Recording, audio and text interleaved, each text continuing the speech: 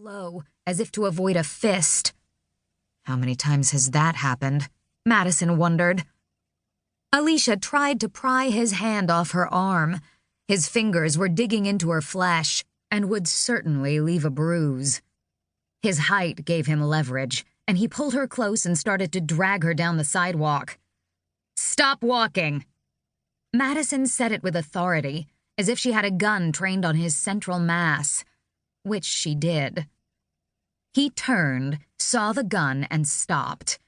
Slight surprise registered on his face, like he hadn't thought Madison had it in her. "You gonna shoot me out in the open like this?" Madison knew that her concealed carry permit from California was recognized in the state of Idaho, but she didn't think the university would appreciate her having a gun on campus grounds. But she was a private investigator hired to find a kidnapped girl, and she wasn't leaving without her.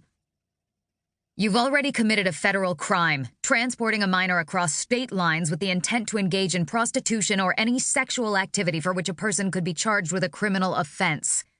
But let me dumb it down for you. She's jailbait, and you took her across state lines. And now you're kidnapping her right in front of me. Hell yeah, I'll shoot you. I'll get a fucking medal. People will volunteer to come clean your blood off the sidewalk. Now walk away before I have to waste a hollow point pink-tip .38 bullet on you." The guy appraised Madison, using his experience and limited IQ to decide if she would really shoot him.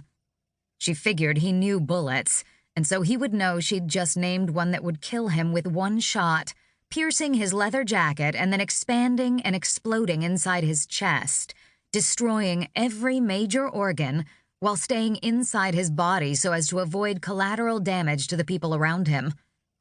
He couldn't know that she was a crack shot, but the way she was holding the gun probably gave him an idea.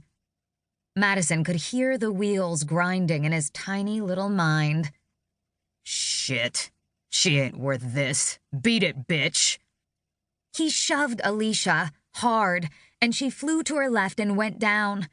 She started sobbing out loud. Because he's dumping her? Madison wondered. The girl started to crawl on her hands and knees toward Madison. No, because she's relieved. Madison waited until he'd walked away, far enough to no longer be a threat. She put her gun back in her purse and went over to Alicia. "Get up, honey, and let's go call your mom." Chapter 2. Monday, 6:12 p.m. Madison looked at Balboa Park from 900 feet above. The cars and people looked like little toys, weaving through the landscape on a beautiful San Diego evening. With 17 museums and one of the largest zoos in the world, Balboa Park was bigger than New York's Central Park. The architecture in the park was spectacular. The California Tower looked majestic, with its colorful tile visible even from Madison's airplane seat. She gripped the armrests. For someone who didn't like flying, she sure did it a lot. Alicia was back with her mom. The campus police had taken the kidnapper into custody before he'd gotten away, thanks to Madison disabling his vehicle beforehand, and Madison was on her way home.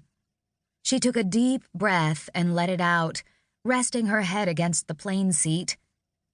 The last few months had been a whirlwind of activity. In the beginning, she'd enjoyed the interviews and speaking engagements, and so many requests for her services that she'd had to turn down work, a first for her. But then it had started to wear on her. Madison was an introvert. She'd learned she had a limit to how many people she could talk to in a day. Yes, she had pulled off an amazing feat with her last investigation, and it was great that it looked like she would be able to have her pick of lucrative assignments. But she could never shake the feeling, likely because it was true, that she was only as good as her last assignment.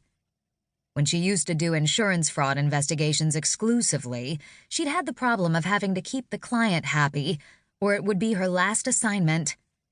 But working in her new specialty was worse. Not only did she have to keep the client happy, now if she made a mistake, someone might die.